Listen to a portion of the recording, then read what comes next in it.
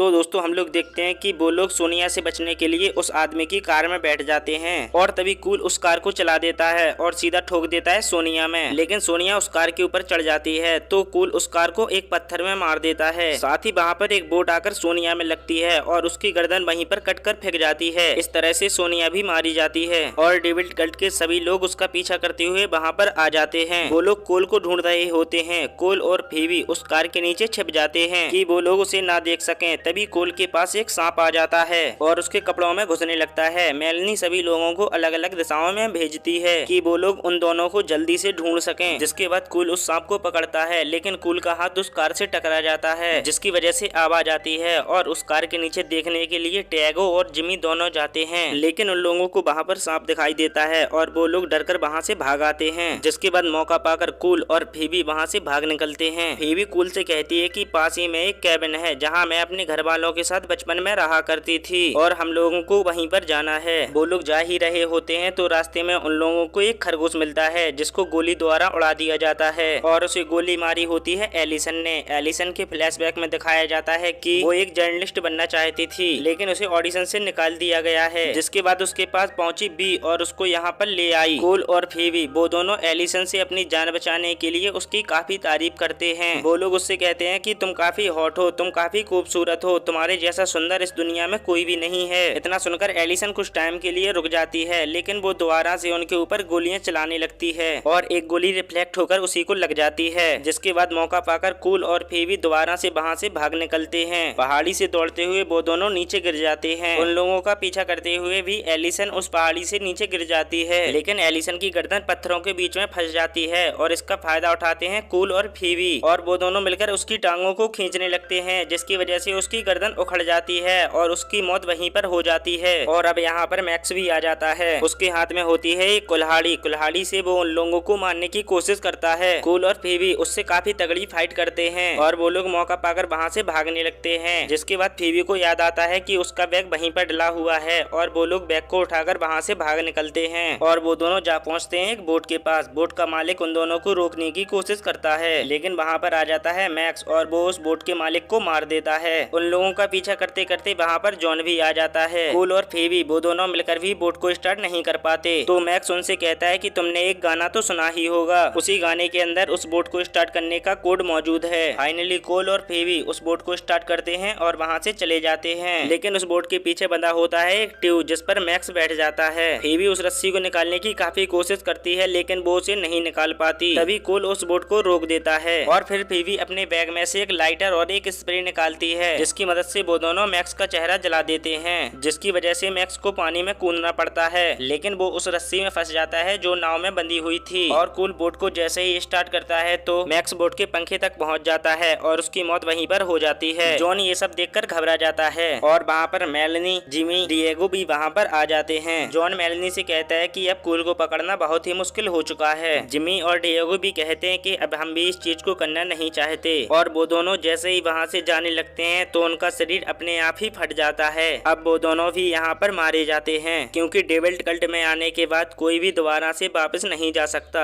अब केवल जॉन और मेलनी ही बचे होते हैं और वो दोनों कूल को पकड़ने का एक प्लान बनाते हैं। मेलनी कहती है कि मैं कूल के फादर को फोन लगाऊंगी। वो उसके फादर को फोन लगाती है और कहती है कि हम लोग लेक पर हैं और हम लोगों ने थोड़ी ज्यादा पी ली है इसलिए कूल यहाँ से भाग गया है और वो हम लोगों को मिल भी नहीं रहा है, इसीलिए आप यहाँ पर आ जाओ और हम दोनों को यहाँ से लेके जाओ। अब मेलनी कूल की बोट का पीछा करने लगती है जॉन के साथ। फाइनली कूल और मेलनी पहुँच जाते हैं उस केविन हाउस में जहाँ फीबी उन लोगों को ले जाना चाहती थी। वो केविन हाउस काफी दिनों से बंद पड़ा हुआ था इसीलिए उन लोगों को डर भी लगता है लेकिन वो दोनों हिम्मत करके उस घर के अंदर पहुँच ही जाते हैं। लेकिन उस हाउस के बेसमेंट में एक और रूम होता है। फाइनली मेलनी भी जा पहुंची है उस केविन के पास में। जॉन मेलनी से कहता है कि वहाँ पर जाना खतरे से खाली नहीं है, वो लड़का काफी सारे लोगों को मार चुका है। तो मेलनी कहती है कि हमारे पास एक प्लान है, हम लोगों को थोड़ा वेट करना पड़ेगा जब तक कोल के फादर नहीं आ जाते। कोल और फीबी आपस में दोनों बातें कर रहे होते हैं तो फीबी कोल से कहती है कि मैंने 2 दिन पहले अपना लॉकर खोला, उसमें मुझे बनी मिला, साथ ही उसके साथ एक लेटर भी मिला। उसमें लिखा था आज रात सब कुछ खत्म हो जाएगा, पता नहीं इसका मतलब क्या है।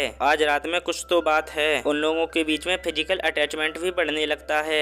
इसके बाद हमें एक म्यूजिक क्लिप भी दिखाई जाती है जिसके अंदर कूल और फीबी फ्री होकर नाच रहे होते हैं और डेविड कल्ट के सभी लोग उन्हें देख रहे होते हैं। इस म्यूजिक के एंड होते होते वर्जन कूल एक कूल हो जाता है और तभी वहाँ पर मिस्टर जॉनसन और जॉन भी आ जाते हैं, जिनसे मेलनी मिलती है। मेलनी मिस्टर जॉनसन से कहती है क्या पता कूल को क्या हो गया है, वो मुझे एक डायन समझता है, इसीलिए आप ही अंदर जाना। अगर मैं दोबारा से अंदर गई तो वो मुझसे डर जाएगा और मैं ऐसा करना नहीं चाहती हूँ। और यहाँ पर फीबी अपने बारे में कूल को बताती है। वो कूल से कहती है बचपन में मैंने अपनी गलती से अपने घर वालों को मार दिया था। और तभी वहाँ पर वो तीनों घर के अंदर आ जाते हैं, जिसके बाद वो कूल को आवाज लगाने लगते हैं। वो कहते हैं कूल अब ऊपर आ जाओ, तो फीबी कूल को रोकती है। वो कहती है कि ये मेलनी की चाल भी हो सकती है। तो कूल कहता है कि जो भी हो मैं अपने डैड की जान खतरे में नहीं डाल सकता। तो फीबी कूल से कहती है चलो ठीक है हम लोग ऊपर जाएंगे, लेकिन अपने साथ कुछ हथियार भी लेके जाएंगे। जिसके बाद वो दोनों उस बेसमेंट से बाहर निकल आते हैं कुछ हथियार को लेकर। तो जैसे ही जॉन कूल को देखता है तो वो एक तलवार को लेकर कूल की ओर बढ़ने लगता है, लेकिन जॉन के ऊपर एक काफी खतरनाक चीज गिरती है, जिसकी वजह से जॉन की वहीं पर मौत हो जाती है। और तभी वहीं पर आ जाती है मेलनी। तो फीबी मेलनी के ऊपर एक तलवार से हमला करती है, लेकिन मेलनी उस तलवार को पकड़ लेती है। कूल फीबी के साथ में वहाँ से भाग जाता है और उन्हीं के पीछे मिस्टर जॉनसन भी चले जाते हैं। जॉन मेलनी को रोकने की कोशिश करता है तो मेलनी अपने डैड के दोनों हाथ काटकर उसे जान से मार देती है। रास्ते में भागते हुए कूल फीबी से कहता है कि मुझे अपने डैड की जान बचानी होगी, मुझे उससे बात करनी होगी, तुम यहाँ से चले जाओ। और कूल सीधा पहुँचता है मिस्टर जॉनसन के पास। वो उसे गले लगाते हैं और साथ ही उसे बेहोशी का इंजेक्शन भी लगा देते हैं ताकि उसे वो शांत कर अपने घर पर ले जा सकें। यहाँ पर फीबी भाग रही होती है, लेकिन वहाँ पर मेलनी भी आ जाती है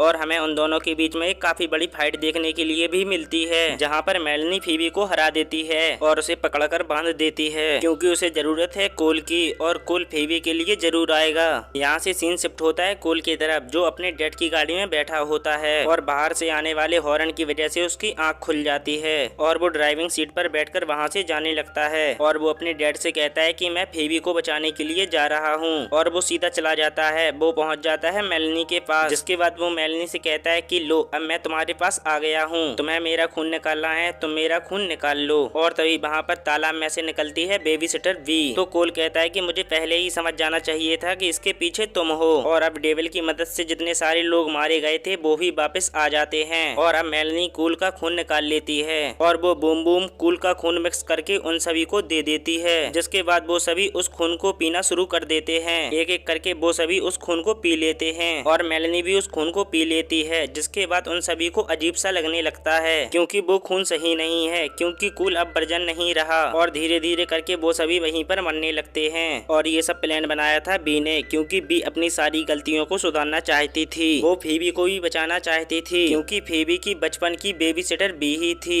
और उस एक्सीडेंट में फीबी की जान को हॉस्पिटल में बी ने ही बचाया था डेविल के साथ में सौदा करके। और यहाँ पर डेविल कल्ट के सभी लोग मारे जाते हैं। जिसके बाद वहाँ पर कूल के फादर भी आ जाते हैं। बी कहती है मैंने डेविल के साथ में सौदा किया था, इसीलिए अब मुझे भी जाना होगा। जिसके बाद बी भी उस खून को पी लेती है और यहाँ पर बी भी मारी जाती है। और ये सब देख लेते हैं मिस्टर जॉनसन और उन्हें कूल के ऊपर विश्वास हो जाता है कि कूल जो भी कह रहा था वो सही कह रहा था। और अब डेविल कल्ट के अंत के साथ साथ सुबह भी हो जाती है। जिसके बाद कूल पहुंचता है अपने स्कूल में और वो टीचर से मिलता है। वो कहता है कि अब मुझे कोई भी टेंशन नहीं है, सब कुछ मेरे दिमाग का इल्यूजन था, अब वो सब कुछ ठीक हो चुका है। और इसी के साथ यह मूवी यहीं पर समाप्त हो जाती है।